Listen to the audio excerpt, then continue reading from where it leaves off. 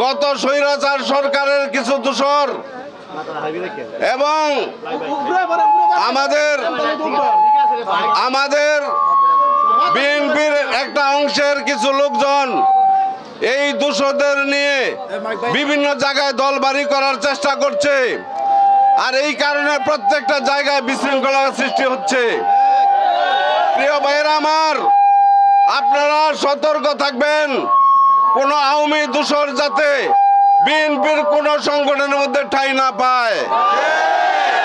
আর যদি কেউ ঠাঁই দেয়, এই ধরনের প্রমাণ তথ্য আমরা পাই, তাহলে তাদের বিরুদ্ধে কিন্তু আমরা কঠিন ব্যবস্থা নিতে বাধ্য হব।